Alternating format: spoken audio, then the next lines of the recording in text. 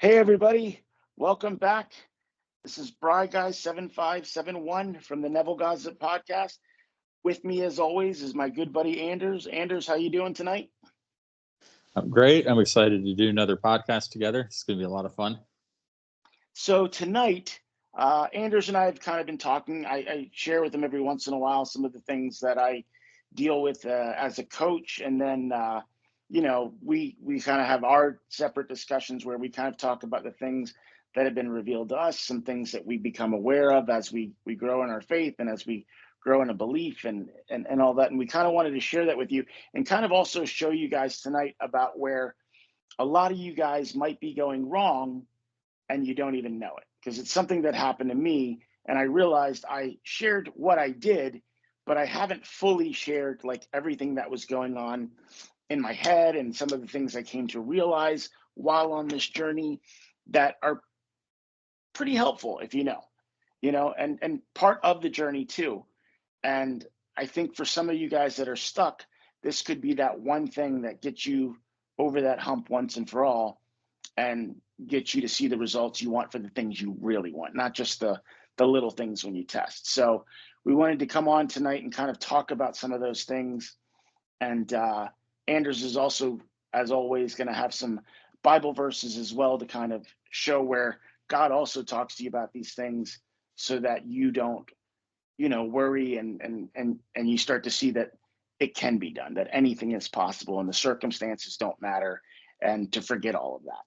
So the first thing I want to talk about is probably the most obvious thing. It's something I talk about all the time, which is reading. Guys, there is no way in hell you're going to get this done if you don't read these books. Right? Anders and I talked about that all the time. I would always, struggle with the reading and not reading, be like, well, did you read it? Well, and then he would always, when I did ask him questions, like, well, the book says this, the book says that.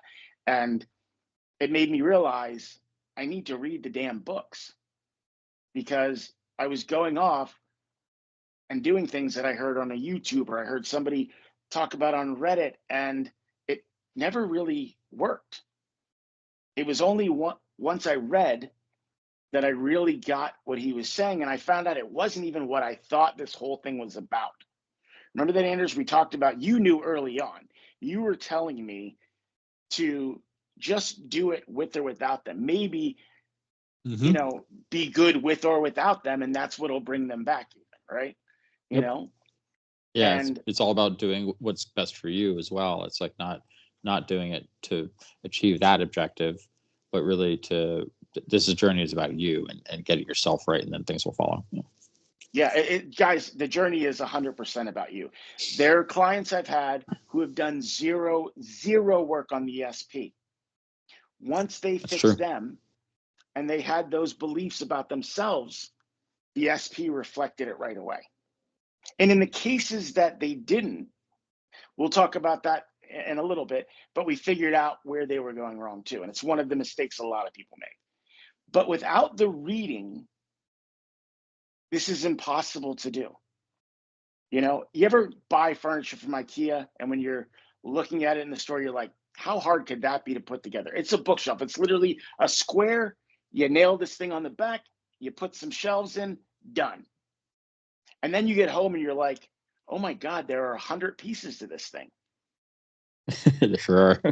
And you're like, wait a minute. I just thought I had to build the square, hammer that thing on the back for the backboard, put the shelves in, and then maybe attach some doors, and that was it. But it's never that simple. It's never that simple. And if you don't have the instructions, you're screwed. And sometimes even with the instructions, you're like, damn it, it's so small, it's so tiny. I don't get why this goes here, why they add all this extra crap, And if you don't know exactly what you're doing, it's not going to work. And guys, if you're doing this just to get them back, if you're reading just to find a magic spell, or magic affirmation, if you're doing it so that they'll come back and be your source and you'll be fine again, if you read these books, it would tell you you can't do it that way. And that's the mistake. The other mistake a lot of you guys are making is that you're doing it for them. You're doing it for everybody else to fix it but you. And when you do read, when you do all the things you're supposed to be doing, you're always trying to take the easy way out. And you can't do that. Anders, you and I, again, talked about it all the time, right? I was always looking for a shortcut. I was always looking for, proof. I was always looking, like just wouldn't believe, wouldn't surrender to it. Right. I was always kind of like, well, instead of reading all of it, I'll just read the part where he talks about SPs. I remember saying that to myself and going, where the fuck does he talk about SPs? And he does twice. Once in a lecture, once in the books where he talks about how he got his wife. But all he says is, guys, I went to bed every night imagining her lying next to me as my wife. And I noticed I was always, with life in general, and again, I'm telling you guys, I'm right there with you. I was always looking for the easy way out. And that brings us to the other thing I wanted to talk about was, well, I want to mention something about the reading. Okay, go ahead. Yeah. So another good reason to do the reading, which just came to mind, is that when you really do the reading, then you really get a sense of like the voice and what Neville Goddard's saying, and also what the Bible's saying as well, applies to that as well. But especially now it's even worse because we have all this like fake AI stuff, and you can just hear random people's advice on, some different forum and get their kind of perspective on it. But you're not, it's all kind of secondhand. It's somebody else's opinion, and you're not really like hearing what he actually says. But also too, when you've read what he has to say, then you'll also be able to kind of evaluate what other people are saying and as well, and you'll recognize like, oh yeah, that's not what he was saying, or it is, and you'll be able to tell the real from the fake. So I think it's really helpful to do that and just go back to the original sources and get familiar with it, and then you'll know. Absolutely, you'll recognize it. Yeah. Well, I recognize it, and you and I have talked about that too. Like when we see these YouTube videos and they're like, secret. We were talking about this last night. Secret, ancient, whatever, lion moon, and if you do it during this time, your manifesting powers are so much strong. None of that shit has anything to do with manifesting. None of it does. It is about belief. It is about God. But another thing too is, and this is where I was going with what I was going to say, is a lot of you guys are not really ready to start manifesting yet. And one of the things I found out about myself was I really didn't have my shit together. I wasn't taking care of my daily responsibilities, my daily duties that would have made me not had a bad self-concept. It was because I was always trying to take the easy way out, because I was trying to avoid responsibility and stuff, that I felt bad, because I knew I'm not handling my daily shit. I'm letting bills get, far behind. I'm not taking care of my health. I'm not being the best dad. I'm being lazy. Like I said before in other podcasts, I heard this therapist say, if you would just do the day-to-day stuff that's necessary for you, you would feel 1,000 times better about yourself. So a lot of you guys are just, you get broken up with, you get depressed, you get sad. You're like, I want to get my boyfriend back. I want to get my girlfriend back. But you're not realizing, one, you're the problem. Two, you're taking the easy way. You're doing all this stuff and you don't bother to fix any of that. You just go, okay, let me see this book. Okay, I don't want to read all this crap. Where does he talk about the SPs? And like me, you're like, shit, he doesn't talk about the SPs. Then you get on YouTube and some YouTubers like, here's how you change your SP and make them conform. That's not what you even do. It's not even what you do. Neville tells you, and again, if you don't read, you don't know this, there's no one to change but you. And I've said here today, I have had clients that never had to work on their SP at all. The amount of work I had to do on her was minimal. When I shared with you guys the success story, I realized it was the focusing on me, focusing on the stories, really digging deep, finding out what I thought was true, and then trusting that God was my loving Father and he was going to give it to me. A lot of you guys are, getting information from here or there. I see when people post on my sub, they ask me the question and then they ask 5 other subs.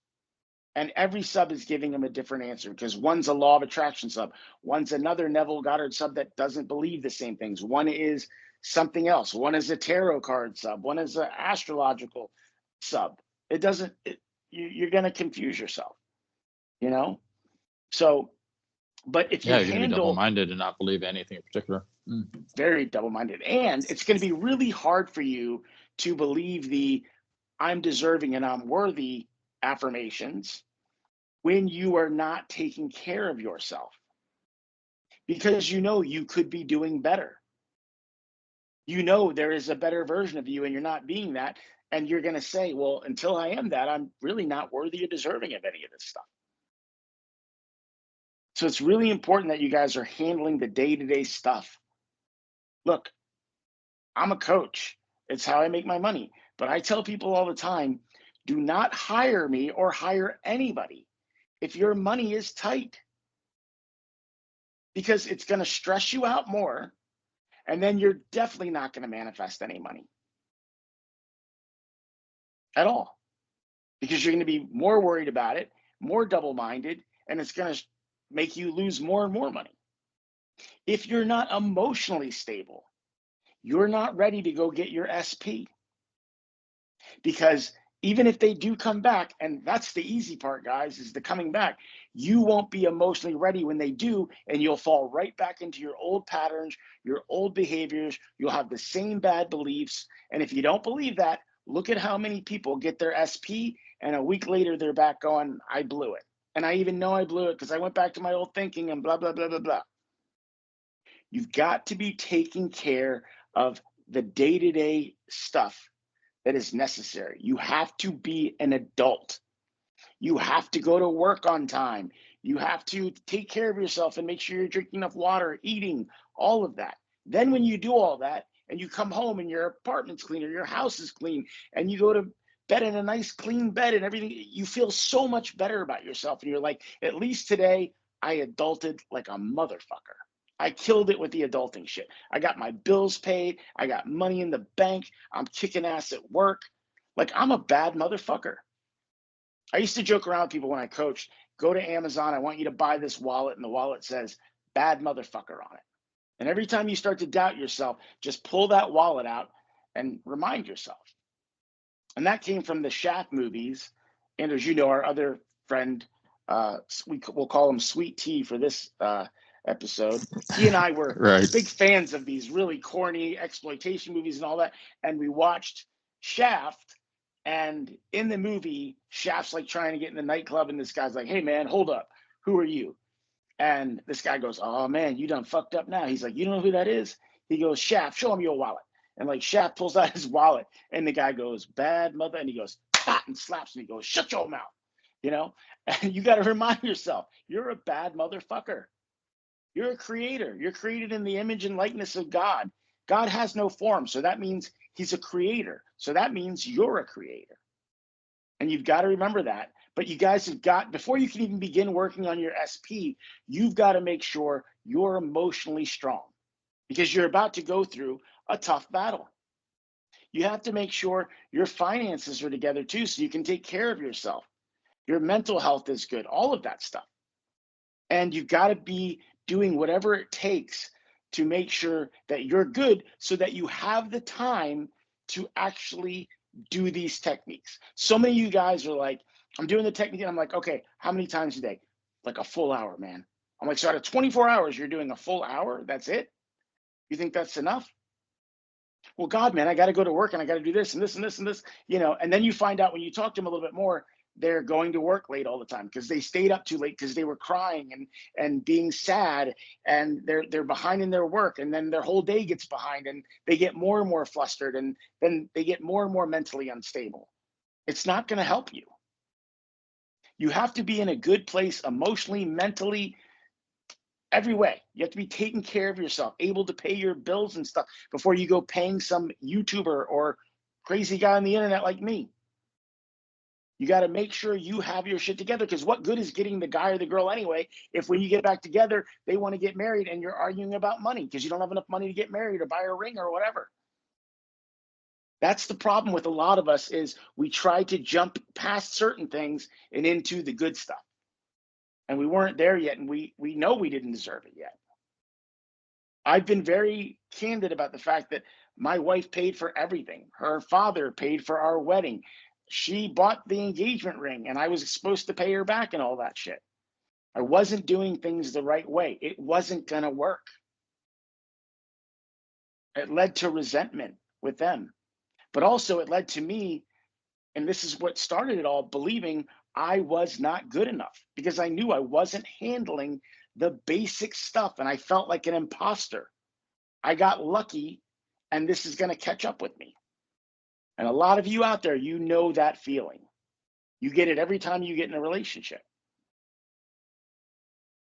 It's doing things like lying to impress people, right? I had a client recently I had to let go of because the guy just could not stop lying about the stupidest shit. And he always had this belief around a certain time that, oh, this is when it's going to get serious. I'm bad at this part. But the reason he knew he was bad at that part is because science tells us after 3 months, we can't hide shit anymore, right? When you're dating. And he knew that. He could feel that. Now I got to start being real. The truth is going to come out, right? He kept her away from his house. He didn't want to show her, hey, I live with a married couple. And the girl's going, that's fucking weird. And another part of this, guys, is you got to stop making excuses. You got to recognize when something you're doing is not good for you, not healthy for you, and stop rationalizing why it's okay to do it. If you're a grown-ass man living with a married couple, wake the fuck up. You're not in a place to be in a relationship. And if this married couple doesn't want you to move out, then they're not in a place to even be married either. A lot of you guys are trying to skip the responsibility part, and you just want all the benefits, all the love and all the weddings and all that stuff, but you're not ready for it. It's really serious stuff. And you're not ready for it. If you're still living at home, if you're in college and stuff, that's fine. But you have to understand those relationships are not going to be ones when you look back on your dating history and be like, those were my serious, real relationships. Your serious, real relationships are the ones where you were responsible for yourself and you were able to take care of yourself, which allowed you to then be able to share and help take care of the other person and vice versa. And a lot of you guys aren't there. Yeah, and I think too, just it's important to keep in mind, like, the context. It's like, hey, if you can clean up your room, you know what I mean? It's your room. Hey, okay, sure, you're young, maybe you're not in the ideal living situation or apartment, but hey, if you're like moving forward, or maybe there's a good reason why you're living with family to save money or whatever. But if you're actually saving the money so you can have that money to start a family with, and that's especially good. The culture you live in, and that's like acceptable, that's great, that's awesome, actually that's actually really good. But if it's like, no, it's like you're doing it because if your real reason is you're doing it because, well, yeah, because you don't, really can't be bothered to find a job or work hard at anything or focus on anything, then that's not helpful. So it's like, it's going to be really hard for you to believe in yourself when you look back and you say, yeah, well, these are the choices I make. Or it's hard to believe that you're a likable, lovable person if you're not behaving like a likable, lovable person. Like if you're mean to your family or the people you work with, well, then it's going to be kind of hard to believe in yourself as a lovable person. But you can change all that, and you can believe that change is possible. And so that's a good place to start. But don't try to focus on, oh yeah, I want to be married now, when it's like, yeah, but you haven't even like cleaned up your room, so that it's kind of hard to believe that is that person who broke up with you.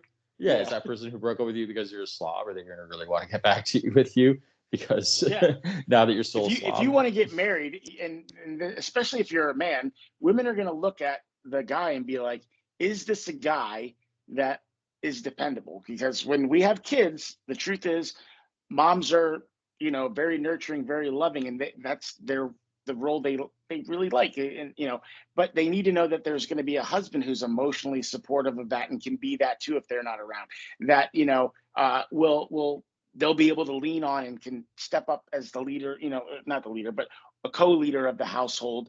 But also, can I count on him if we're both working to do the dishes, to know how to do laundry, to know how to change a diaper, right? And the husband saying, can I count on you that if we need more money, you have skills and you can go out and get a job too, and we can be a team? Because that's what marriage is. It's Exactly. teamwork. Whenever you Exactly. go into it saying one person has to do that one thing all the time, you're setting yourself up to fail. But if you both know how to do all these things and you can rely on each other too, also the resentment, the animosity, all that stuff goes away too. Well, it's funny. Right? I remember half joking with a bunch of girls who were young at church, and I kind of felt like it was like, yeah, it's kind of funny. I hear you guys talking a lot about how you're looking forward to a husband, but it kind of seems like you're looking forward to what that husband's going to do for you. I don't hear you talking a lot about what you're going to do for your husband. Yeah. And as a husband, you guys are talking about you can't wait to be married, what she's going to do for you, but what are you going to do for her? Exactly. You know? And guys, we can use every excuse in the book. I've been made aware of certain people, individuals, and certain subs, and they're blaming, Neville for ruining their life and some YouTuber. Look, at the end of the day, it's your fault. And when I click on some of those profiles that have come to our sub and are saying some of those things, I see nothing but a negative history, negative posts, just talking about, like we all know we have that one crazy person who every once in a while shows up and they don't want to work. They're anti this, anti that, anti-capitalism, and I hate that I have to work and make a living. And it's like, come on, man. Like, seriously? This person just wants everything handed to them, but they don't do anything to make themselves believe they deserve that. The other thing is they're always looking at everybody else and saying they have this and I don't. They're not being grateful for what they have. But the reason they don't have any, the reason they don't have any friends and family either is because they treat everybody like shit. This dude tried to say that it's my fault he can't get help because I don't let him on my sub after he said I was a scammer and all this other stuff. Which is it?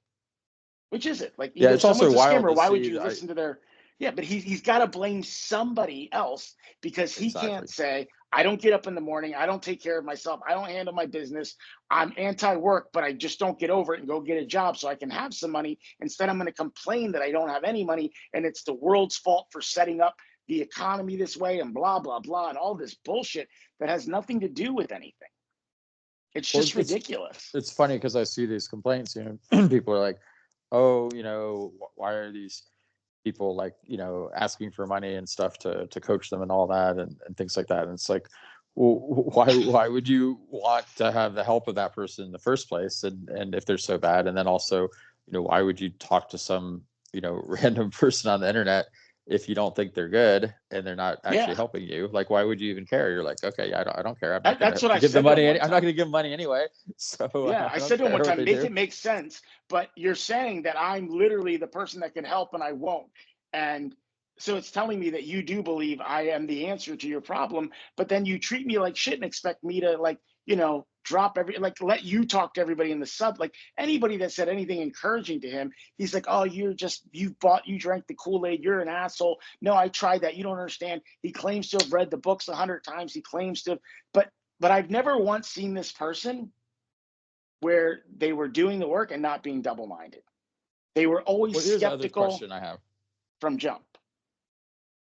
Here's the other question I have too. It's like, if you're asking other people to do stuff for you, but it's like, what are you doing for other people? Are you really out there like busting your rear? Are you like, visiting people in prison and trying to help them? Or are you really working in a food kitchen, making food or trying to, work in a homeless shelter? I maybe if you are, that's awesome. Then that's awesome. That's like what you should be doing. But you wouldn't have the problem this person has. You wouldn't have you wouldn't have those kinds of problems if you were actually had a heart of service, and you would have people coming out of the woodwork to help you because they would see you out there like making a difference and being someone who acts in a charitable manner. And also too, I mean, it doesn't even have to be like obvious things like that. It can just be, as I was saying. No, it's just being like you told me, right? Mm-hmm. I was like, I don't understand how I can be a loving husband if I don't get a chance to be.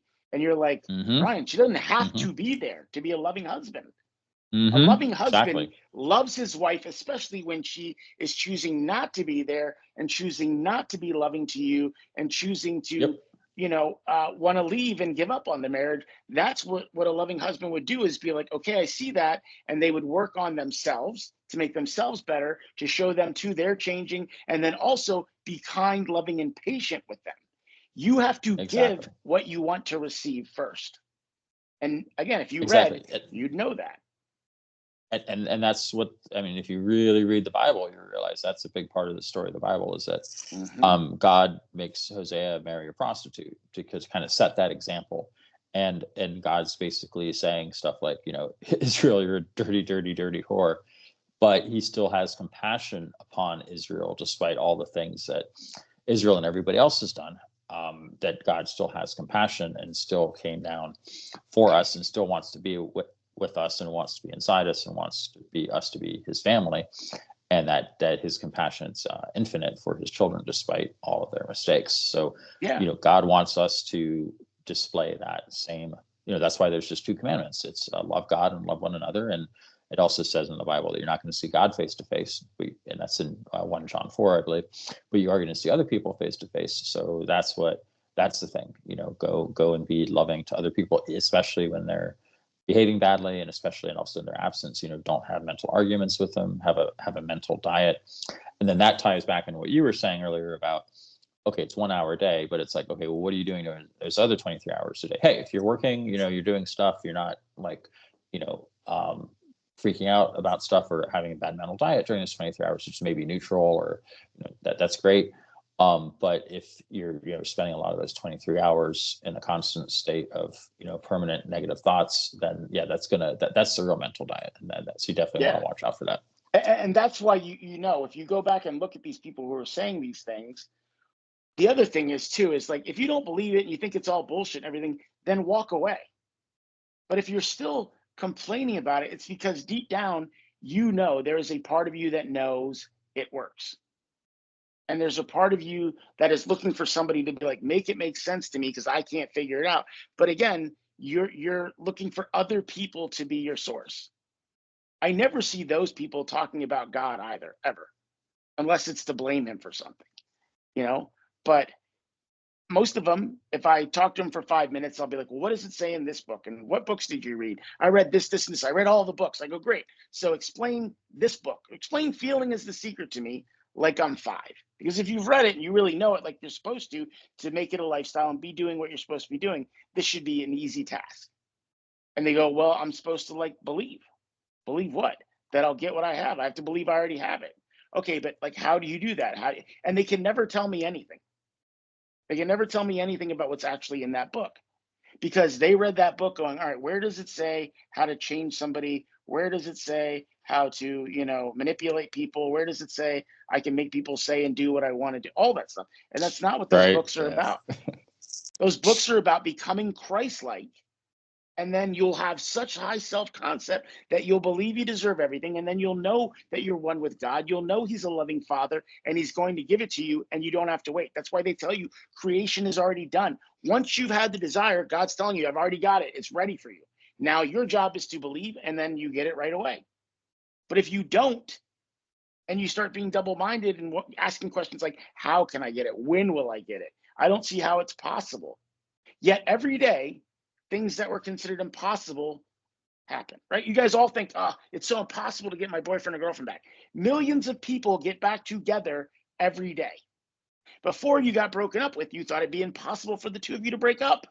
But then you started entertaining the idea and focusing on it and putting your awareness on it, and you made it happen. And none of you stop and go, holy shit, I'm a really good manifester. Because you are. If you get your boyfriend or girlfriend to break up with you that fast, or lose your job, or never make money, have any money come into you, it's because you believed in it. The problem is you're believing in the fear, and so you get those things instantly, and they are manifestations. Every bad thing that happens to you, for the most part, as an adult, you bring forward by focusing on it. Think about it. Before your boyfriend or girlfriend broke up with you, you were worried about it. It started with a little tiny thing.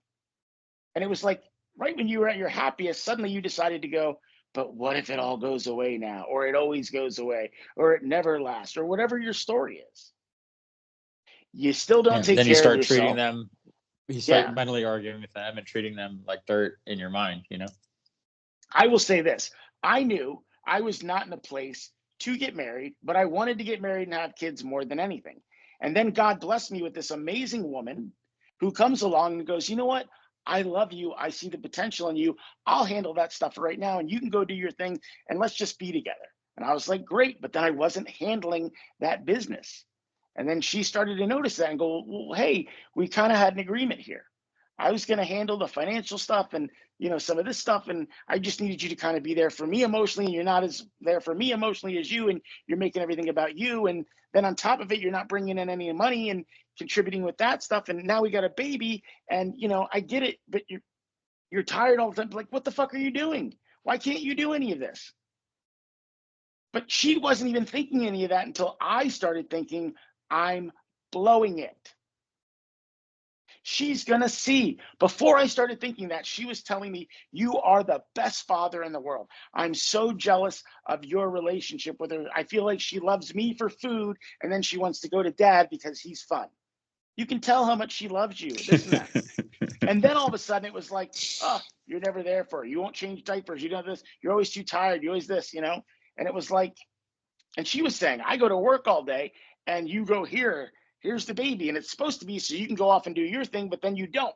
You go take a nap or something. So, like, I don't see the equality here, the fairness here. You're not even keeping the house clean sometimes. And it was, but then I would bitch if I did. Hey, I just did everything and you used 7 knives to cut strawberries for the baby. And it was just, I wasn't ready to do all that. And I wasn't doing what I was supposed to be doing. I wasn't handling my day-to-day shit. And then when the child is involved in it now, it becomes very clear who is the parent and who's just another kid that has to be taken care of.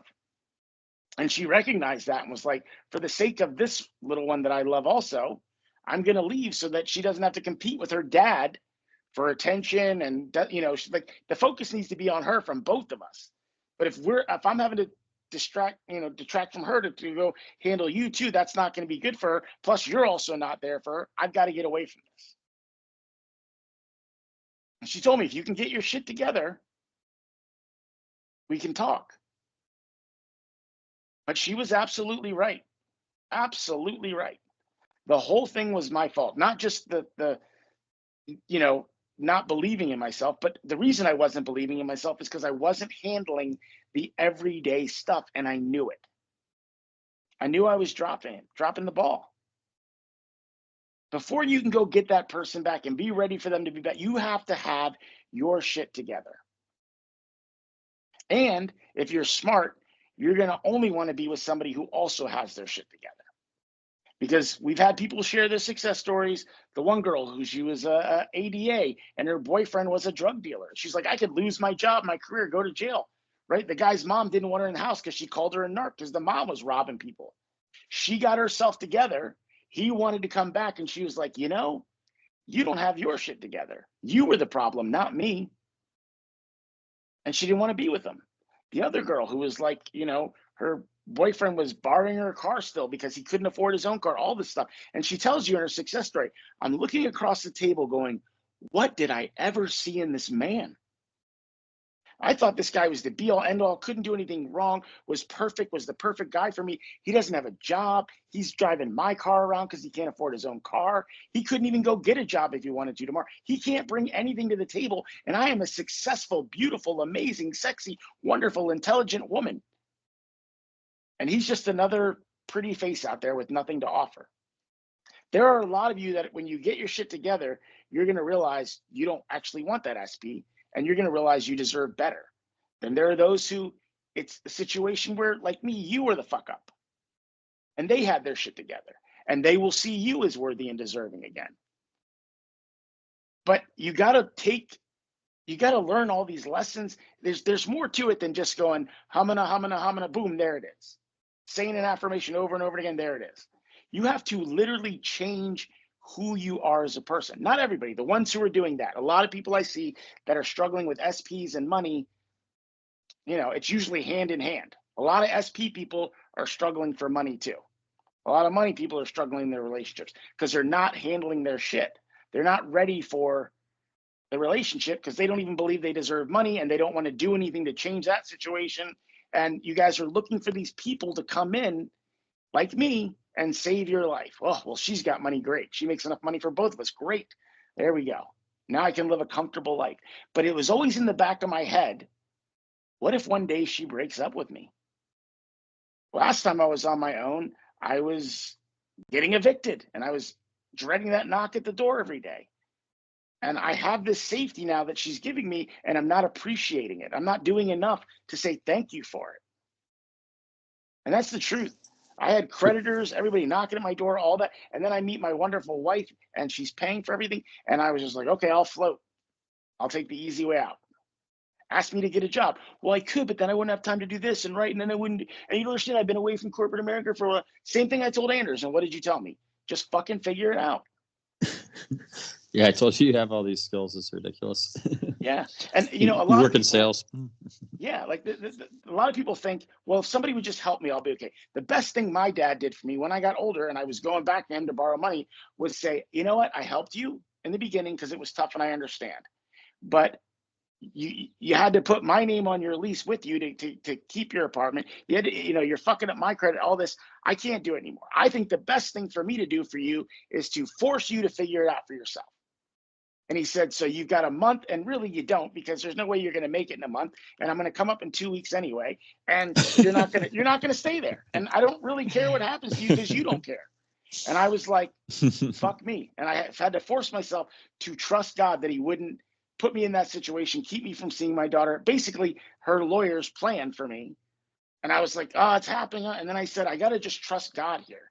And I surrendered. I said, I don't think God would really do that to me. And if he gives me an opportunity to make a bunch of money, I will bust my ass now and do that. And then I had those guys show up needing me to write stuff for them. And I got a bunch of money. And less than 2 weeks, he was like, hey, we're getting to the 2-week mark. I'm talking about coming up. When's good for you? And I was like, you don't have to worry about it. We're not doing it. He's like, what do you mean we're not doing it? I said, I got the money. He goes, you don't have the money. I said, not only do I have the money, but I got another 15 grand for me. I got the 10 grand for the back rent and 15 grand for me, which means for the next couple months, I've got money for rent as well. Because he was like, even if you did get the money to pay the back rent, you still got to pay the current rent. And he's like, you solved all that fast. How? And I told him, I trusted in God. I started to believe in myself and I started to trust in God. And I took your advice and I just started coming up with solutions. I started realizing that the solution was, I don't believe enough. I don't trust God enough. I got to do what these books say. I've got to put the time in and really read them to know what the hell I'm supposed to be doing. And I got to really make it a lifestyle. And for that time, I did. And I got that money right before we had that next conversation. And then I felt really good about myself because I knew I wasn't just getting 25 grand for nothing. I was getting money and I was going to have to go really work for it. The truth is, if you look at the scale for writers in the guild and all that stuff, they get paid a lot more than that. Like hundreds of thousands of dollars. And I was like, I will take, a nickel on a dollar for a salary, and I was like, but I'll do it. And then, I was scared when I wanted to be a coach. I was leaving another successful venture, something that was not super successful, but was paying bills and stuff.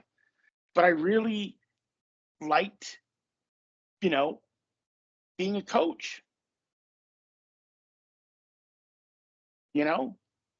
And I knew that with the other job, I was always going to be capped. Even if I went over my quota, anything like that, I would always be capped. And my goal was to be my own boss, make my own schedule, be able to be around for my daughter whenever and not have to worry about work and all that stuff. And I just asked God to give me an idea of what I could do to do that. I didn't even know what I could do. And then somebody was like, hey, man, you're really good at this. I want you to coach me. And when I say I was doing good, I might be playing it down. I was doing really good. As you guys know, I shared how I went from being broke to being wealthy and stuff before all that stuff happened. So all that stuff happened. And then I really believed that I deserved her coming back. I really believed she would want to come back because, her dad, to kind of sway her from not coming back to me, was like, don't worry, keep all your money. I'll pay for everything too. Right? Like kind of extra incentive. Like, look at how much you have now without him in your life, and you can really take care of you and the baby and da-da-da. And I just was like, no, she's going to want that love, that relationship, that marriage, all that. And if I can provide what her dad's doing too, there's no way he can compete with me. So I was like determined to go make a bunch of money to be able to do that, you know? So, and Anders, you and I talked about that too, right? Making sure that I was ready for when she came back. Yeah, no, I think that was a key part is being ready for that and being ready for your significant person and believing that it's possible. But yeah, that's the thing. I mean, if you know deep down inside you can't really believe because you know who you are and kind of what you're all about, that's definitely going to be a significant problem. So, but I think then maybe there's the reverse of it too. I mean, hey, maybe you are in a situation where you are good and it just the circumstances don't seem great, but maybe you got a good heart and say maybe this is encouragement you need to know that, hey, you have a good heart, so believe. Mm-hmm. things can turn around because I know lots of people who they weren't bad people and they kind of were just kind of like not really sure what to do with themselves at a certain point in their life, but then they kind of came into new opportunities as they got older and they were really successful and things really worked out for them, or they got met the love of their life and after years of not meeting anyone and it's very well deserved. And so sometimes it's like just sometimes you just need to believe in yourself and other times it's like you got to be like, okay, I can't believe in this version of myself. I got to believe in the higher version of myself, like who I really want to be, not who I'm being today, Yeah. And we spent a little more time on that than I wanted to, but I feel like lately with what I've been seeing, one of the great things about coaching is I talk about this stuff every day and I see it from all kinds of different perspectives, all kinds of different situations, circumstances, all of that. So now we got that part of the way out of the way with, I shared that part with you guys that I was fucking up. I didn't believe I deserved it anyway. And I had to fix things to even begin to manifest and believe I deserve that. But there are a group of you that actually do have your shit together when it comes to that stuff. And you are making it a lifestyle. You are putting the work into it. And you're going, but still, I don't see it. Now, those people, it's different. Those people, a lot of times, the mistake they're making is they don't see that they're still holding on to a certain part of the story. They'll be like, Brian, I don't understand it. Every ex I've ever had came back to me. Except for her, except for him. Everyone else sees it, Brian. Why don't they see it? And then I go, there we go. They don't see it because you keep asking, why don't they see it? Your story is that everybody sees it except for them. And they go, holy shit, you're right. I'm sitting over here going, this person sees it. Everybody's repeating my affirmations back to me. But them. Every other boyfriend wants to get back together with me. Every girlfriend wants to get back together with me, but them. I'm telling the story, they don't come back. I'm telling the story, they don't see I've changed. And then I say, well, how could they? They're not around me. But then I go, wait a minute, none of these other exes were around me either, but somehow they saw it. A lot of the people that are right. saying my affirmations back to me, I haven't even discussed this shit with them. They're coming up to me going, you've changed. So it must be the fact that I keep saying she doesn't see it. He doesn't see it. He doesn't come back. She doesn't come back. They're stubborn, whatever it is. Like I said to you guys, when I had that 2 weeks, I focused more on the stopping the divorce and it going away. And they did exactly what I said. Everybody forgot about it. It stopped, didn't go any further, went away, all that stuff. But I said to you guys, I didn't realize I didn't put as much time as I did with her as I did with that stuff. And I said, I'm seeing some stuff with her, but I'm going to nail this down. And 2 days later, after just getting focused and saying, well, what was I doing all day? I was really on my affirmations. I was really affirming like a motherfucker. There's some people out there that call it robotic affirming. I don't know if I would call it that because I was saying it at first, there was a lot of feeling involved with it. At first, it was to get the feeling of relief. Like, okay, there is a way out of this. Okay, I do feel better about it. Okay, I have said it to myself. But then I realized you have to keep going until it becomes a belief. And then you have to keep going. You just keep saying it. I still tell myself all the time, I'm a wonderful husband, father, provider. I'm an amazing son, brother, whatever, friend, all of that stuff. But then I also ask myself, what can I do in Caesar's world to help me believe that stuff too? And I go do that stuff. And a lot of you guys are doing even that. But what you're forgetting is you're still over there telling the story that, well, everybody sees it but them. Everybody knows it but them. Well, everybody changes but them. Meanwhile, millions of people get back together every day. And you're like, but not my boyfriend. He doesn't do that. He's stubborn. Remember I told you with her, I was like, I have this belief that she's just stubborn. And we had that funny conversation about like, what is the opposite of stubborn? You know, we're like, what the fuck is the opposite of stubborn? I don't really know. We know, but we didn't know like what the word for it was. Like, you know, stubbornness to and it was like, I had to just say, forget all that. And again, the big thing that I would do is I would always start with my story about me and God. And my story went from he gives me consolation prizes. He makes me think I'm going to get there. And then I don't. And I look like a fool. And, and it's like, when I don't give a shit about God, that's when he comes and chases me for my love. But when I do, it's like he goes, fuck you. Or when I really need him for something really important, I don't really believe he's there for me. I believe he'll help me, get a new car or, do this or that. But like, love, like he's never stepped in and helped me fix love when it's gone bad. He's never stepped in and given me like a solid financial future. It's almost like, yeah, he'll give me stuff, but he's just going to give me his second best. He's going to, Yeah. Yeah. You're shorting God. Your limiting belief is that God is, not really there for you. Yep. Or you're going, again, it goes back to, are you handling your day-to-day shit? Because you're like, well, with all the people in the world, I'm sure God is more likely to give it to somebody who really has their shit together and deserves it. And I don't really deserve it. Why? Again, guys, we've talked about this in other podcasts. I even told you that the tagline for our show was, even a shithead does good sometimes. God is here for the sinners. God is here for the lost sheep.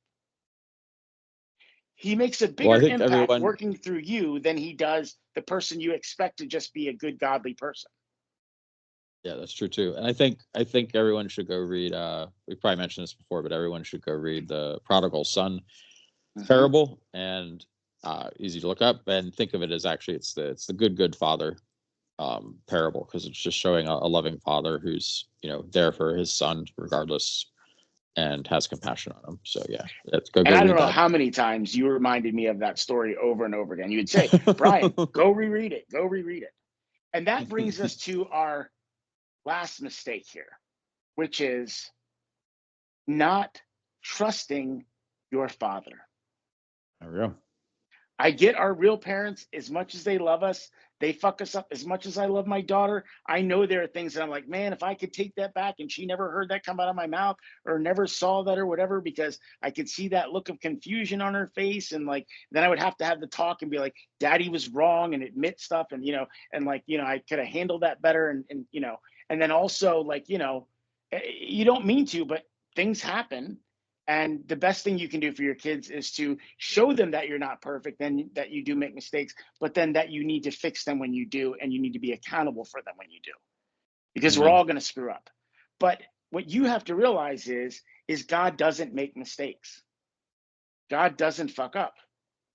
But what God does give you is, if you ask God, can I have free will? That would be one of the things you want more than all. And he goes, yes. And the free will is, it's not what you guys think. You guys are like, well, they have free will, so they can reject me. No. That's not what free will is. That's not how it works on this earth. Free will is what God gives you. And the free will is to decide that you believe and you have heaven on earth, like it says in the Bible, or you don't, and you have the absence of God, which according to the Bible is the definition of hell. It's not some flaming place for tortured souls. You're unconditionally loved. Jesus died for your sins. It's up to you, though, to decide if you believe and if you deserve it.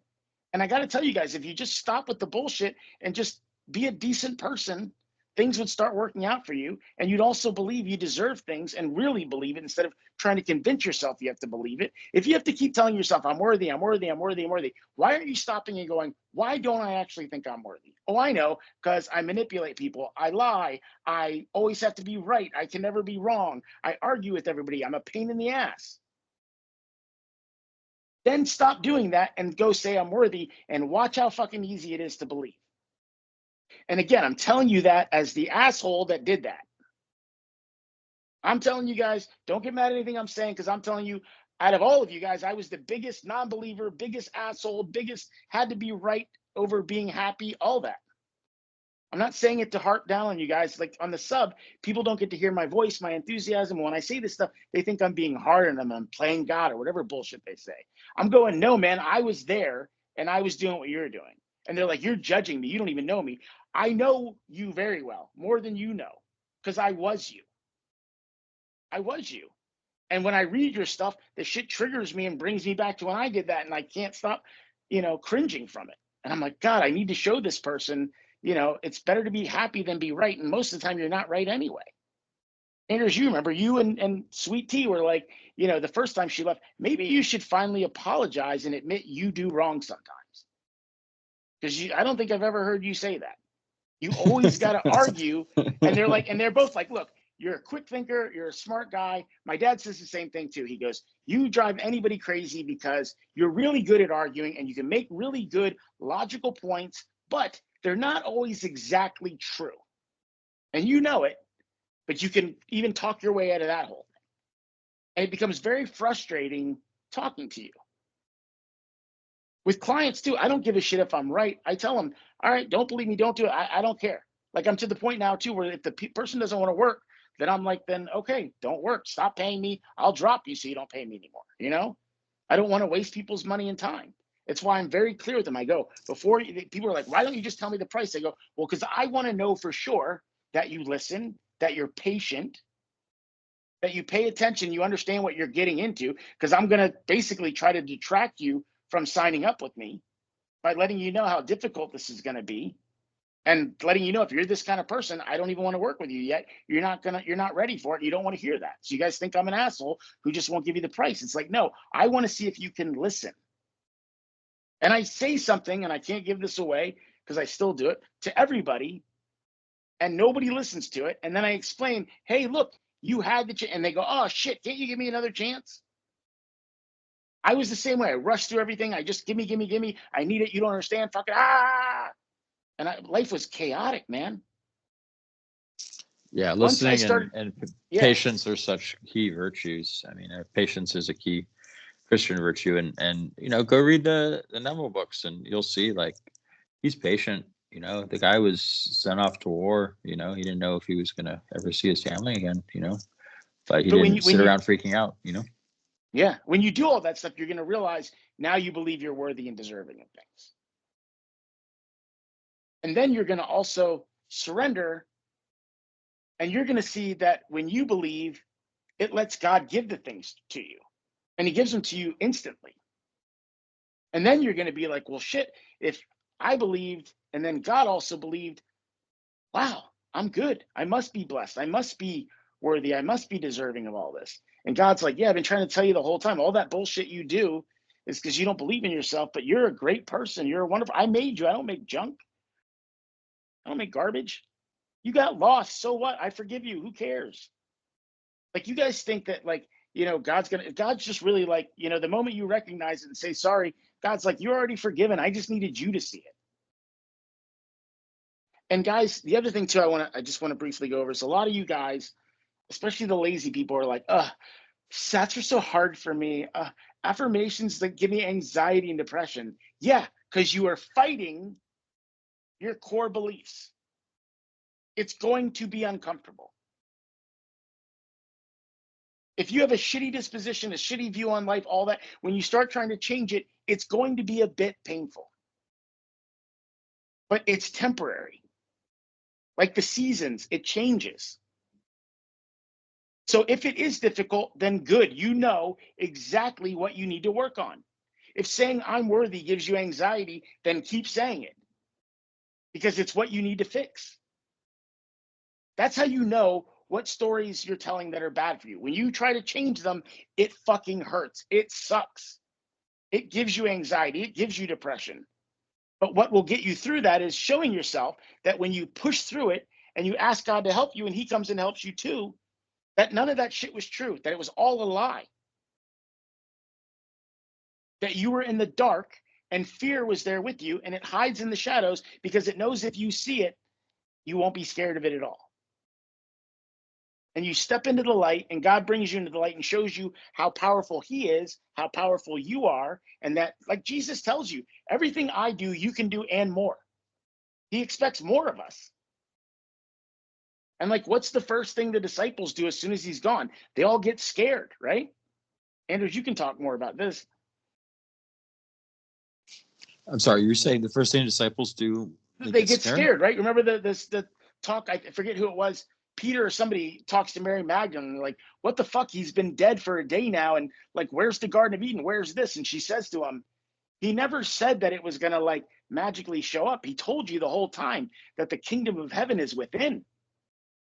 And they're doubting him. That's Thomas, kind of the effect of the story. But no, I mean, there is a lot of that. And, Peter did run off, and Peter was embarrassed because he said he was going to do one thing and he didn't. And, but yeah, I mean, there's a whole bunch of, they're very human, fallible characters, and there's a lot of unbelief, but Jesus still loves for them. And Jesus doesn't come back from the grave to condemn them, though. That's the thing. Yeah, no, as I was about to say, he doesn't come back and be like, oh, Peter, I told you 3 times, so what'd you do? He doesn't even mention it to him.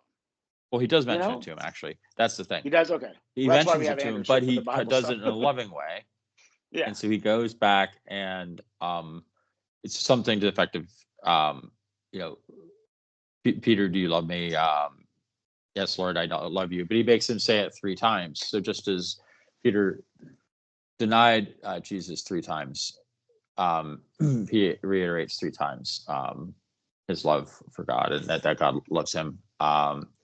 So let me see if I can find Peter and Jesus. And he loves Peter so much, he tells him that he's going to be the rock that his church is built upon. Even as flawed as Peter is, he lets him know you're still the rock. Yeah. So he says, Simon, son of John, do you love me more than the fish? And he said, yes, Lord, you know that I love you. And then Jesus says, feed my lambs. And then Jesus says, Simon, son of John, do you love me? And Peter answers, yes, Lord, you know that I love you. And Jesus says, take care of my sheep. So the 3rd time he says to him, Simon, son of John, do you love me? And Peter was hurt because Jesus asked him the 3rd time, just like Peter denied Jesus 3 times. Do you love me? He said, Lord, you know all things. You know that I love you. Jesus says, feed my sheep. Very truly, I tell you, etc. So he just lets him know that, they're good. I'm actually really glad you shared that part of it with us, because thinking about that makes sense to me why Neville has you affirm and repeat your affirmations, because part of what you're doing is undoing how many times you've said it's opposite, right? For every time you say I'm not worthy, you have to say, now I'm worthy, I'm worthy, I'm worthy. I said it 100 times, I got to say I'm worthy 100 times. Really I said I'm not accepted 100 times, I got to say I'm really accepted 200 times. Not only say it to make up for it, but then get in the positive with it. Yeah. Erase the past and then make this new story where you now have another 100 times where you've said it and it wasn't to make up for something bad that you said. That makes a lot of sense to me that he said that. And it makes a lot of sense to me why Neville stresses the importance of repetition, persistence, all that, because it's doing the same thing Peter did. Peter denied Jesus 3 times, and he told him he loved him 3 times to make up for it. So however many times you've told yourself you're not worthy and deserving, you got to say that plus more to make up for it. And it's interesting too, right? Because, I don't even know if making up for it is the right word, but it's true. But it's to put things, it puts things back in balance for sure. Like you're saying, it restores a balance. And I agree with you. I think that's a very good insight. And it's like Jesus is coming at it from a place of compassion, but it's like, but still Peter feels bad and embarrassed about the whole thing, but it's like he's accepting Peter and bringing him in, giving him Peter an opportunity to, himself, I guess make up for what he did earlier, and to, so, it's an opportunity for Peter. God doesn't need us, but he does love us, and he wants what's best for us. And Jesus is showing that here with Peter. Yeah. And guys, listen, you have to be real and honest with yourself, and stop bullshitting yourself and saying I'm trying, and stop trying and do it. Again, like we've said a million times in this podcast, trying is a nice way of saying you're going to fail, but later. Neville talks about being a doer. Saying I'm going to try is talking. Neville says you're either a talker or a doer. So if you go into it saying I'm going to try, I don't know if it'll work out, then you're not making a decision that it is going to be done and work out. You're wavering from the beginning. Neville talks about this all the time. You have to decide what you want, and then you must believe you have it. Jesus tells you the same thing. Don't ask God for something, thank him for something, because you're saying, this is what I want. You're thanking him for it. And you're saying, I also believe that when I get home tonight, it is there waiting for me. And that's what a believer does. But throughout the day, you cannot be going, are you sure it's going to be there, God? Okay, God, I'm going to stay out an extra hour to give you an extra hour to make sure it's at my door when I get there. No. You have to know if you left right now that it would be at your door waiting for you. You don't have to wait for your SP to come back to you. You don't have to wait to get money. I know, because I've gotten it instantly. This morning, I said I was going to get a certain dollar amount, and it was a lot. And I didn't even realize it until the end of the day. And I was just making sure everything went through. And I was like, I made exactly that amount of money. Exactly that amount. And it was a lot. It was a good amount for one day. And I made it in an hour. And conversations happened. People decided to do this, that, the other. And the next thing I knew, I had it done. Maybe an hour after I said it. But I forgot that I said it. I wasn't worried that I wasn't going to get it. When it comes to money, I have manifested so much money that I don't doubt it anymore. But it also doesn't have any value the way it used to me. When you know you can drop $1,000 and go make it in 15 minutes, you don't worry about money. It doesn't have any power over you anymore. You guys give the fear all this power. And what you don't realize is when you do that, you're telling the fear, that's what I believe in. That's what I choose. So make it happen. And then you go, it happened so fast because you had absolute belief in it. Again, you are a master manifester. You're just choosing to live in the wish fulfilled for the shit you don't want instead of believing you deserve and already have everything that you do want. It's already done. God can snap his fingers faster than you can snap your fingers. He can have it here. But again, you have to believe. And I know it sucks, but that is the definition of belief, is trusting in something when you have no proof of it being there. Why do you think God doesn't show himself? Even when he has kind of showed himself to people, they were always like, am I crazy? Was that God? Look at Moses and God, right? Doesn't Moses, like when God's like, yo, Moses, you're not doing enough. And he's like, well, what am I supposed to do? You're God. Why don't you do something?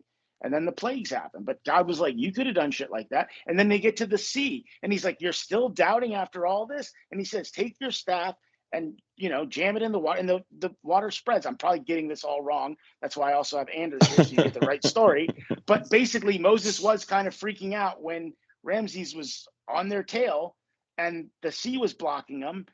And God reminded him, like, will you just shut the fuck up and stick that staff in the water and let the sea part? And then they get through, and Moses just kind of looks there and like he's not doubting anymore. And he realizes, oh, I see what God's going to do. He let all this happen so that we could get through the sea safely. About that time, my brother would be getting to the beginning of the ocean. He'd wait till they all get to the middle and then collapse in on him. And then we never have to worry again. And still, after all that, Moses goes to the mountains for 30 days and they're like, better get the golden calf and worship a new God. Moses is dead. Right. We just They felt witnessed a abandoned by God. miracle. Yeah. He didn't abandon you. He just parted the red fucking sea for you. My daughter loves the cartoon version of that. And part of what she loves is as they're walking through, they're not running. They're just in awe because they see the ocean split. And while they're walking through, they hear a whale making a call and he's swimming in the water. And it's like hundreds of feet above them. And they're like, but I'm on dry land. And the other side of the ocean is over here. And I'm on dry land walking in the middle of the fucking ocean. I am deep enough to where I would be where this fucking whale lives and swims. They're just in awe of it. And God's like, I love you. I open the ocean. You're safe. Nothing's going to stop me from protecting you. They're not going to get to you. right? And Ramses is not a believer. I think in the story, at least from what I got, I haven't read that part of the Bible. I read more of the New Testament and stuff about Jesus, but I have watched the historical movies and stuff. And it's like, doesn't God come to Ramses too, and even kind of give him a last chance before he sends the death cloud or whatever, where they have to put the blood over it, kind of telling him like, coming for the firstborn Yeah, well, sons because you got a firstborn son, They give lots of chances, and they always say that God hardened his heart, but one interpretation of that is that he had lots of chances to do the right thing, and he chose not to, so God just sort of allowed his vision to remain clouded and to engage in self-destructive behavior, because even though things clearly weren't going to work out well if he persisted, but even in the Ramses cartoon just version, wasn't willing to give it up. Yeah, my daughter hates this part, but in the cartoon version, Moses is like, but how can you claim to be loving and stuff and you're going to kill all the firstborns? And he shows Moses this part of the palace that's been hidden because the king is even ashamed of it. And it's a picture of the king throwing babies by their ankles into the river of crocodiles. And he's like, he didn't care when he did it to your people, And we don't understand why God does some of the things he does, but I think it's to teach us a lesson. Like I look at I grew up in the South, so I knew a lot of racist people, and I knew a lot of racist parents that were, parents of my friends, and they suddenly weren't so racist when their daughter brought home a black grandbaby. And they were like, now I get it. I love her. She's my granddaughter. God has a weird way of teaching us lessons and stuff, and yeah, I don't know. You have to keep remembering too, mysterious ways, and it's not for you to wonder or judge or anything. Like, trust in God. That's all he's looking for here is belief, And again, all those people out there that are like, it didn't work. And if it didn't work, it's your fault. Ask yourself, did I really read those fucking books? Did I really read them to change and become a different me? Or did I read them to get my girlfriend or boyfriend back? Did I read them to win the lottery? Did I even really believe winning the lottery was possible? Did I test it at all? Did I test it every day like I should be? I have my clients do that test every single day. And after a week or so, they get everything on that list and they start writing down more stuff. And they're really happy because they feel like they're getting close with God. They feel like for the first time, God hears them. They realize, holy shit, I have telepathy. They're going, well, now I have all that proof that I wanted that made me keep asking, but how will I know? And how do I believe? And when will I believe? And when will it happen?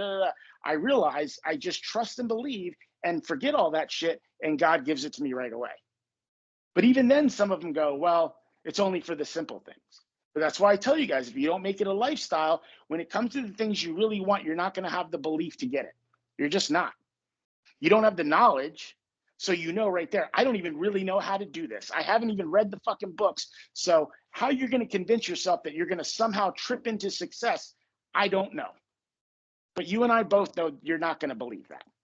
But then when you read the books and you see the results, you start to change your mind about things. But then the smart people go too, okay, well, if it's happening with all these people and not this one person, what am I doing different with them? And they go, I know, I'm saying she doesn't see that I've changed. He doesn't see that I'm not needy anymore. Or you're saying they're stubborn, or, well, I've never had anybody get back together, or God never brings love back to my life, or God, whatever it is, you'll figure it out. But you've got to take this journey and you've got to learn all the mistakes you're making, change them, then go after the person or the desire, and you'll get it. But until you've changed, you won't believe you deserve it. So you have to do that first. Start taking care of yourself. Do the things you know you're supposed to do as a grown-up every fucking day. And if you're not a grown-up yet, then just go be a kid. If you have a crush and all that, it's not the end of the fucking world. How are you going to know what you really want unless you date a whole bunch of people that show you what you do and don't want? Take it easy on yourselves. That's why I don't really want to, have teenagers and stuff in our podcast and in our sub, because, that's part of life. They got to go through that. They got to learn all that stuff. And I wouldn't want somebody, telling my kid about that stuff. Like, let them go learn, talk to their parents about all that stuff, But I just see you guys making these mistakes. I see a lot of people blaming YouTube videos and Neville for why that ruined their life and all that. It didn't. Your lack of belief did. And they're going to say, that's exactly what they tell you because they're gaslighting you.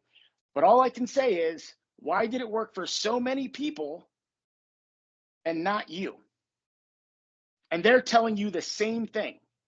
That they did what you did. I'm telling you the same thing. I did what you did. I blamed God. I blamed Neville. I blamed all this stuff. I was like, oh, here we go again with this bullshit. God's going to make me think he's going to help me and he doesn't. No. And I had to let go of all of that shit. So I'm sorry this wasn't as structured as it normally is. We just kind of wanted to get on and share this stuff with you guys. Anders, I know you had a bunch of great Bible quotes and stuff to share with everybody to kind of drive these points home. So I'll kind of turn it over to you now and kind of bless us with the word. Well, one of the things I really wanted to talk about too was just tying in what you were saying about, and just some things for everybody to think about, just, trusting in him as if he's a loving father. And are you really doing that? And one of the things I was noticing too, I think it ties back to the theme of what you were talking about and what I've seen and some of the stuff on Reddit is, some people, they feel like the other person is always holding back on purpose somehow, that they're not really like, oh, why aren't you giving me the answers? Why aren't you like, why you're holding back on me? You're just doing it to mess with me. And I think there's a sense in which, people can ask themselves like, why am I still insecure, or in what area am I still insecure? And am I trusting in God as if he's a loving father? And then sort of think about some of these things, like, am I believing or praying based on how my day is? Or am I believing based on who God is? Am I believing based on the circumstances I see today? Or maybe I felt like I had a crummy day, I got anxious, I got worried about something? Or am I really believing based on who God is and what I've seen him do in my life? And so, and who is God? He's a loving father who loves you and is one with you and wants what's best for you and gives you the best. So I think other questions I want you guys to think about is, if I just want God to do things for me, I'm not really seeing God as a loving father. If that's really all it is, that's really all you kind of think of, then that's not so great. I mean, God's attention will follow us, but God really does want our affection, and that shouldn't be shaped by our circumstances. I mean, his affection for us is not shaped by the circumstances of who we are in a moment. It's shaped by the fact that we're his children. That's the important thing. And actually, it's interesting too, because I was remember seeing something about someone talking about God's righteousness and all that, and then somebody was making a point like, well, what's righteous is actually that Father would love his children. It's not about some sort of cold objective justice.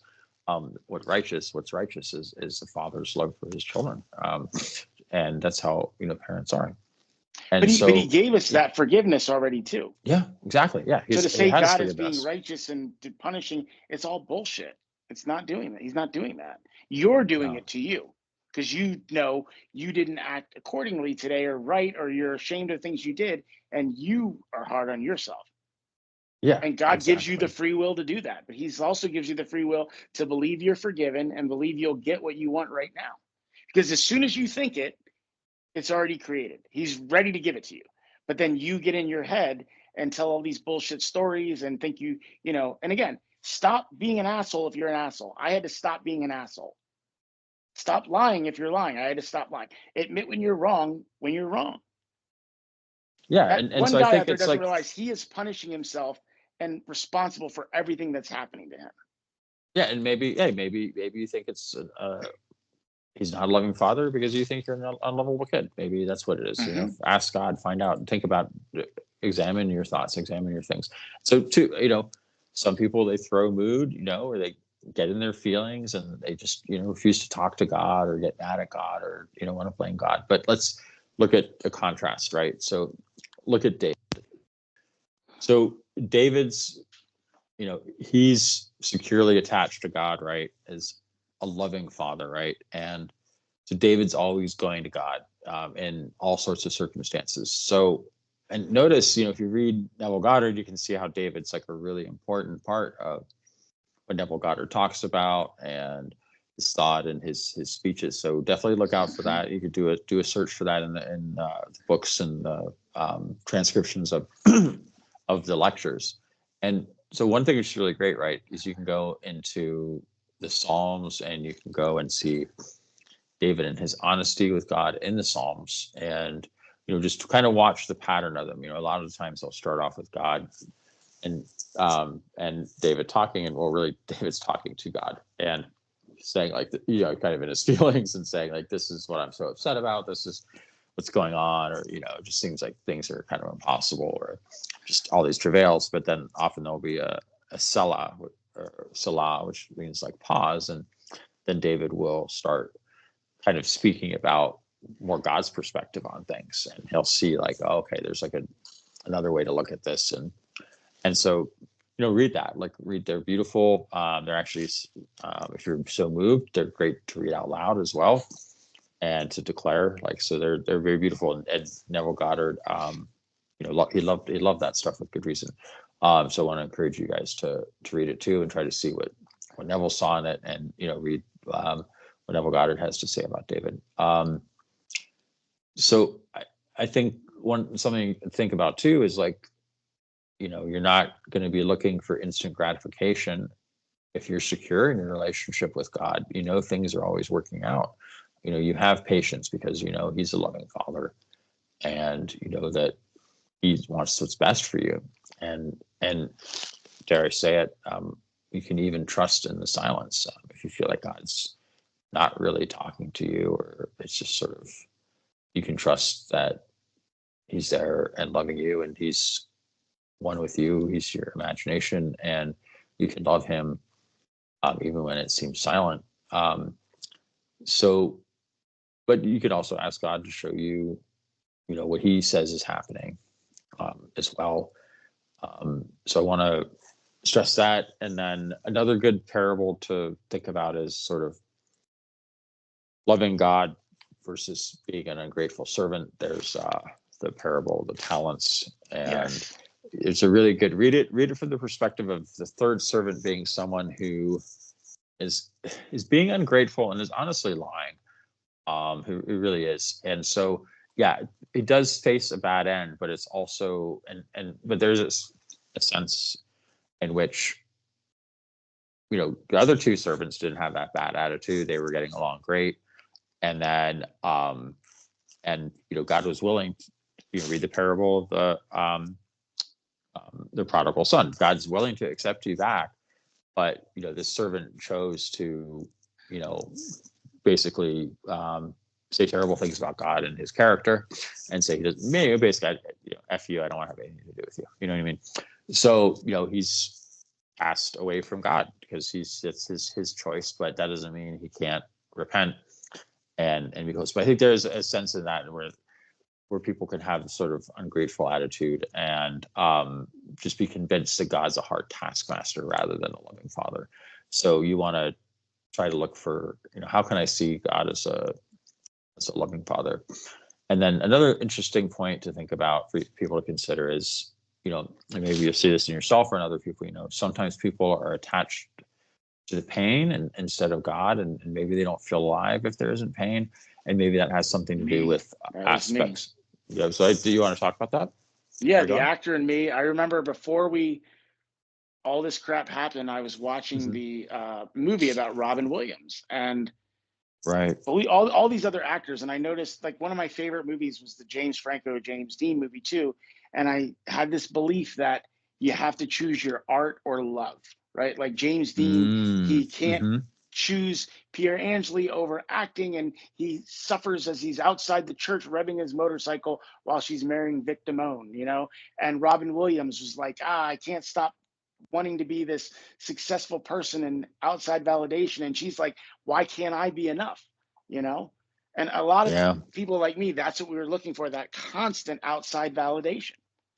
I kind of find now I like the writing part more than the acting part. The acting part I think is great because it allows me to act out all this shit instead of think about it and literally act it out and play it out in my head and make it manifest. It's fun to just go get to do that, but then walk away from it And the writing part is I feel like I can share all this stuff and help everybody through entertaining them, but also making them think and realize, holy shit, versus like a lecture where you're like, oh, this guy's just scolding me or telling me I suck and all that. But yeah, I had this belief that, you know, I wasn't a great person. God would never put a really great person with me. And then even if he did, he'd let them see I'm not that great. Shit, I would try to convince them. Remember with my wife, I was always like, you don't understand my past, you know? Like I was not a good boyfriend to anybody pretty much, you know? And she would be like, but I see it in you. I know what you can be. And I think that's what makes it special with Yeah. us is you weren't like that for the others. And you are like this for me. And I would be like, I am. I want to be that for you. I do love you. She asked me if I would ever cheat. And I said, no, but not for the reason you think. And I said, I know myself well enough to know that if I stay out past a certain hour, shit is going to go down. And I'm smart enough now and hopefully mature enough now to realize that when I'm out with the guys and the guys that are single are out trying to wrap their night up and take somebody home, that's when I break out and go home. Love brings my ass home at night.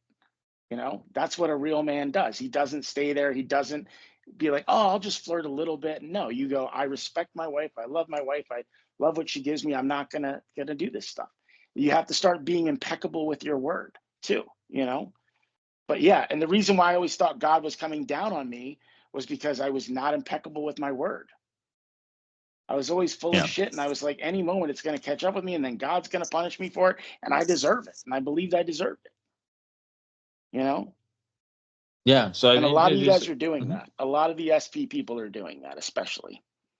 They're doing that. Yeah. That's why Yeah. they So broke up with their person, or their person broke up with them. You know, yeah. So not definitely all of them. consider that Yeah. if Sorry. if Go ahead. being if drama is, you know, if that's what's really sort of important. So some people, it does seem to be that's what's important is the drama. They just that they really need it and crave it. So really like think about that. There's enough drama as it is without Yeah, having to I learned that. Yeah. ask for more and believe for more. And then another thing I think you could consider, because this is as Brian was saying, stories are beautiful.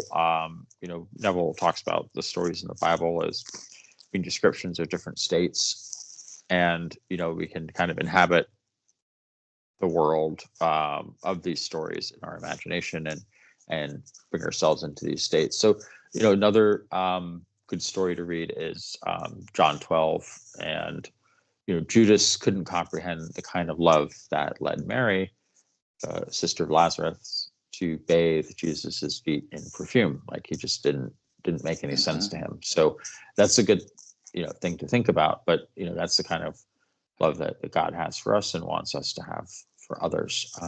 And then a couple more thoughts. Like kind of watch out for this thought. Like my relationship with God or my relationship with someone else in my life isn't as important as what needs to be done, as maybe like kind of what actions need to be done. And this is definitely something I have to watch out for. I mean, I know there are definitely times when I'm kind of like, oh, okay, we got work to do. Like we need to get this done. So I'm kind of like, hey, let's get a move on. But I can, you know, damage relationship with the other person by if I'm not careful with, you know, how I treat them, and I have to, you know, value that relationship more than Guilty of that too. efficiency. Yeah. Yeah, and so I think maybe kind of a last thing to contemplate, and these are just different questions, you know, please, you know, write these down, think about them, and you know, ask for God, your imagination, Christ within, the hope of glory, to give you insights. Like, you know, are you secure with God, or you know, are you thinking every day he loves me not with every like change in Yeah. circumstance, you know? So I think these are all things to think about. And I think if you really contemplate these, or if you have a good friend you can talk about with, a relative who's, you know, a good friend, you know, think about these things and talk about these things, and just, you know, really look, because I think you know, God has compassion on us. He loves us. He knows that we're in pain. That's why he's nailed himself to the cross. And because he does want us to approach him. He does want to be within us and not have that, you know, sense of distance. So yeah, so that's why kind of some good thoughts I wanted to leave you guys with, and then I have before I go into, I have a few Bible quotes to mention. But is there anything you wanted to say about those Yeah. ideas? I just wanted to say that this is the stuff we're talking about tonight is the real like meat and potatoes of this journey. It is the important thing. It is the fact that your whole life you've been putting others and desires above God too, and it's not allowing you to be one with God. You're making other things your source, and that's what you have to stop. And you have to grow closer to God, and then you do get everything you want. But the fear gets a hold of us, and we think we need these other things. It was what Judas's downfall. Funny that Anders, Judas originally has a pure heart and wants to help Jesus, but he starts realizing that this poverty shit is not for him, and that they could be making money hand over fist with Jesus, and he gets a little greedy, and it ends up kind of being, he starts to worship money more than the mission a little bit too, I think, and it leads to, you know, everything that happens. He puts something else above God, and he, has the balls to think he knows better than God, you know? Yeah, I think that's a common thing. You can see a theme of that of, Jesus has to rebuke Peter when Jesus talks about how he's going to have to go die on the cross. And, mhm. because there's a sense in which kind of all the disciples, except maybe John, they're not, they've read the scripture, but they didn't really understand it. They aren't prepared for how Jesus wants to show up, how God wants to show up, how God wants to tabernacle with us. A lot of people, they're still waiting for, like a 5'4" Jewish guy to sit on the throne in Jerusalem. That they think Yeah. that's what it's all about. Like that's what all these scriptures were about. And Jesus is there trying to help you understand, like, no, that's not what it's about. And actually God destroys the temple in Jerusalem. And yeah, so a lot of people, sorry, we just interrupted. My fault dropping the call. Getting some new headphones, which are less buggy. I'm just getting a little old. So basically, they're not prepared for how God wants to show up. And Judas and others, they, probably thought, well, actually, other people, I think it was James and John, actually, that's a good point. They both thought, like, oh, we want to be on the right and the left hand of God, of Jesus, when he comes into his kingdom. And so I think they thought, oh, we're going to be sitting on some thrones, feeling all important. This is going to be awesome. And Jesus is like, no, you don't really understand what you're asking here, guys. And then similarly, so I think Judas was starting to realize, like, hey, this whole being a disciple thing, it's like, I'm not exactly going to be living on easy street, am I? It's not really like what I thought. I thought I was going to get to be some important, powerful person, being on the side. And then it's ironic because, James and John, they asked to sit on either side, be on either side of Jesus when he comes to his kingdom. But actually, who is on either side of Jesus is robbers, I believe, or is it maybe a thief and a murderer? And one of them believes and one does not. But that's who's by Jesus's side at the crucifix, and John, who does live and is not martyred, St. John, he does actually, he is actually there at the crucifixion along with the women. Like, everybody else is like gone, vanished, disappeared, run away. But the women, they do show up for the crucifix and for the crucifixion, and as does John. So I think there's just a lot of lessons there. So, I just want to encourage you guys to be open to, how God wants to show up in your life, and that he's a God of, he's here to be a God of compassion, a God of love, and not, a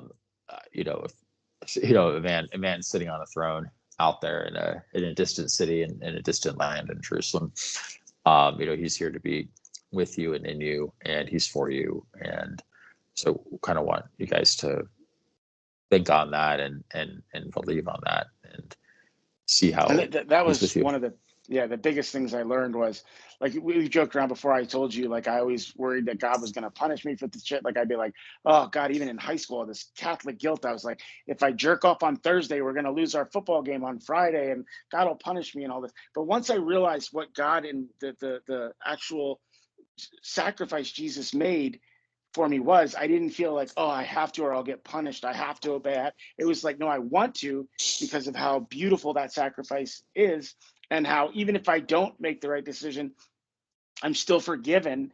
That kind of unconditional love brought forth a change in me to where I wanted to be a better man. I wanted to stop Yeah. taking the easy way out. I wanted to stop the manipulating, the lying, because I knew it was easy to talk people into doing and saying the things I wanted them to do and all that stuff, but like at a cost. And I thank God every day that I met this amazing woman who saw this in me too. And what saved it was me having to, when she was going through it, do the same thing she was. You told me, right? You're like, well, how do you think she felt that whole time? I had to go and believe in that love too, and believe in her, and believe in myself, and trust that I was a good man now, and that I would do right by her, and that she was just acting out temporarily because of anger, but all the time she didn't. Like, I should forgive her for this. If I want forgiveness, I got to forgive, like, and just be impeccable with my word. My daughter and I have this thing where I can't ever lie to her because I like to joke around, like I tease Lucy and I say stuff. I'm like, oh, did you hear about that? And she's like, Dad, come on, really? I'm like, yeah, no, it's true. Back when we were kids, like, we didn't have cell phones, so we, would throw rocks at each other, crazy stuff. And she'll be like, Dad, come on. And she goes, pinky swear. And I go, okay, I can't lie. I can't pinky promise that. But if I'm serious about something, or even like if I say we're going to go to Legoland or this, she's like, you pinky promise? Because she knows once she locks me in, I don't come up with an excuse. Like when she was trying to get me off of soda, drinking Coke, she's like, you pinky promise you're not going to drink any Coke? And I was like, ah, shit, And I was like, I can't pinky promise yet. I can't pinky promise yet. And then when I was ready, I said, I got to be ready and I got to stop. And you're right. And I said, okay. And because I know I won't break it once I say it too, because she trusts me now because of it. But because I do all that stuff, because I stopped with Hmm. my old behaviors, I believe I'm deserving of everything I have now. Before, I wasn't doing what I was supposed to do. So I was like, I'm on borrowed time. It's like God gave it to me and forgot. And I'm over here just waiting for him to figure it out and take it all away. And then that's what he did, Yeah. because I believe that's what he was going to do. He's not here to punish you. You've been forgiven for everything. You're the one punishing yourself. And the way you stop doing that is by just taking care of the things you're supposed to take care of. I know it's Yeah. hard. Another I thing know I, it's difficult, but it's harder when you don't do it because it all catches up to you later. And that's why a lot of you guys are sitting around going, I don't understand. How did somebody get a house? How did somebody get married? How did they do all this shit? And I can't. They just did the right thing. And that's what you've got to start doing.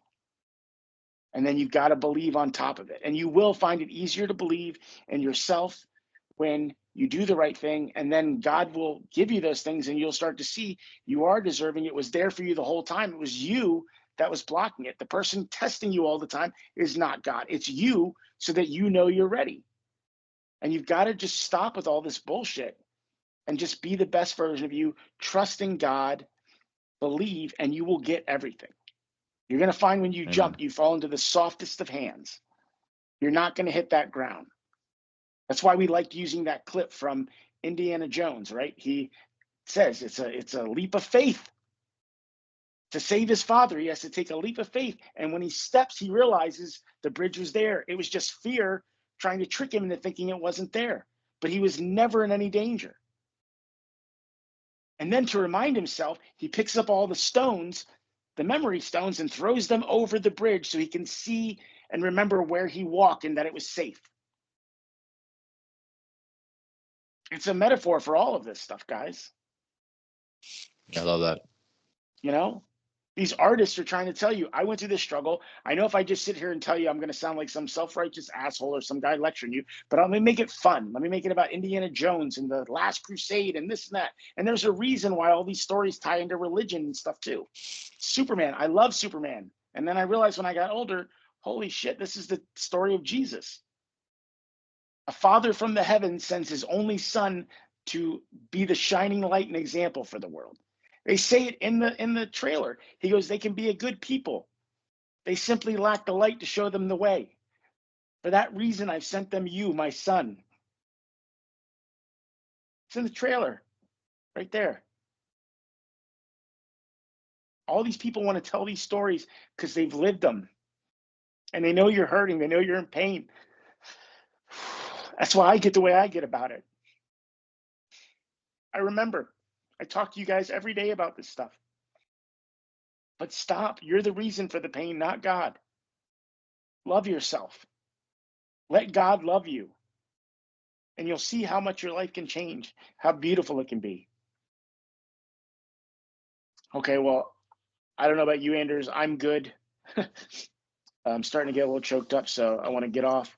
But if you got something you want to say, then please, No, but it's just been weighing on my heart a lot. I see all these people hurting and it breaks my heart. I don't get mad. I don't want to argue. I don't want to debate with them. I just want to show them that they are loved, that it's not what they think it is, that God doesn't care about them, that life doesn't have to stay that way. But as much as I also want to care, God has shown me too that let him save people, not me all the time.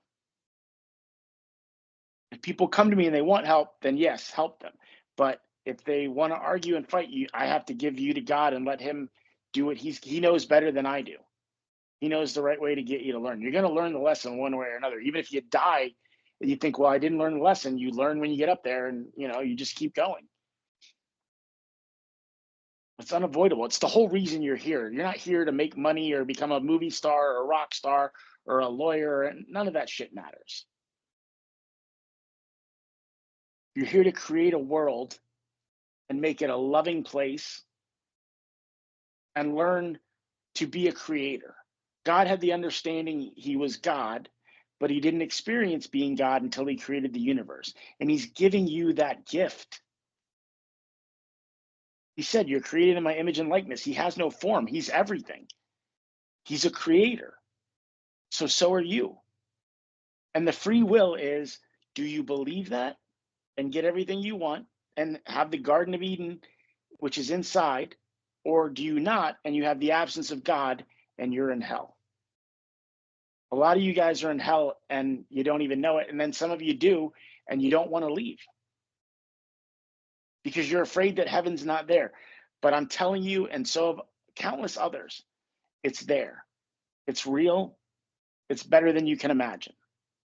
But you got to believe, you got to surrender, you got to let go. You have to detach and stop telling stories that hurt you. Because God says yes to everything, because he knows it's an experience and a way for you to learn, and it's your free will. He's not going to rob you of it.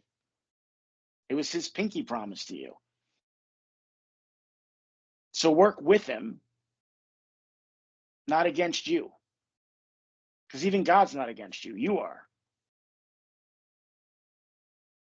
There's no vengeful God, no nothing. And you guys got to remember that. You got to see him as the loving father. Know he always says yes, and go, then let me be careful what I ask for. And let me only believe in things that deserve my belief, things that have proven to me, like God, that they are always there for me and will never leave me. Not some man, not some woman, not some dollar amount, not some success, not some YouTube following or social media, none of that shit. It doesn't matter. That's just you needing that shit because you don't love yourself. I don't give a fuck how many followers I have. I don't give a shit, what people think about me, say about me. I don't like, at the same time, being called a guru or anything like that. I just am a guy who got blessed, and I want to share this with other people so that they know it can happen to them too. Amen. I think that's a great place to end it, my brother. Yeah. So again, guys, we intend that you heard what you needed to hear tonight and that you get it going, you trust and believe in God, and all your dreams come true. And we'll be intending that for you as well. And like God said, where two come together, he is there. So work with me and God. Work with Anders, me and God. You got 3 people. Let it happen. All right? So we love you guys, and we will talk to you soon. Love you guys. Talk to you soon, and we look forward to hearing some more success stories from everyone. And yeah, share in the comments, please. Yeah. We love hearing your successes. All right? All right. Love you guys. Love you guys. Take care. Bye-bye. Bye.